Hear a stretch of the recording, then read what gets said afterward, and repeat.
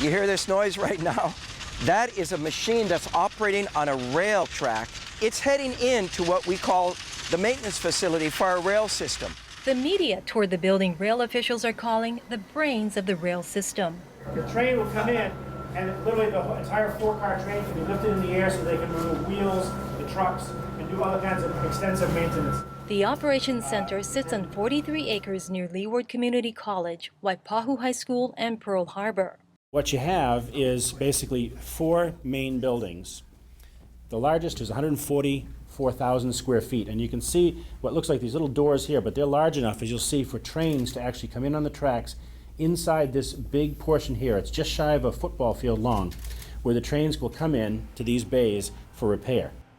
The front portion of the building, sort of with the white roof here, is the administrative offices and the operation control room that will, from one room, will coordinate and deploy all the trains throughout the system.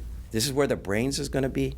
This is where the computer is going to be located. This is where the technology geeks are going to be to make sure that our train runs efficiently and effectively with not a lot of expense on personnel. That's exciting. Next to the operations and servicing building is the wheel truing building. I'm often asked, how are you going to make sure that the wheel and the rail interface is nice and tight, because that makes for a smoother ride, it makes for a quiet ride.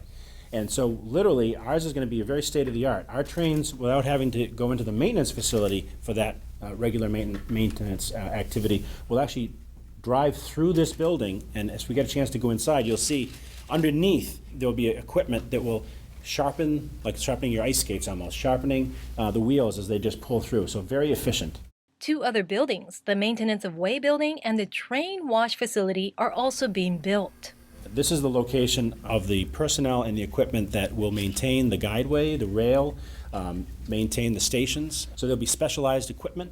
You'll see tracks going through the main building for the some of the equipment so that it can go onto the guideway and do the maintenance. And then the last thing we'll take a look at, which is just coming out of the ground with the foundation, is our train wash facility. And the trains will be able to pull right through that building and have their exterior wash. For me, it says a lot about the progress we made. I think when I became mayor in 2013, this site was just a bunch of dirt with nothing on it, nothing on it. But what's happened since is unbelievable. 80% of this facility has been constructed. And I think, I wish this same pace continues for the rest of the project.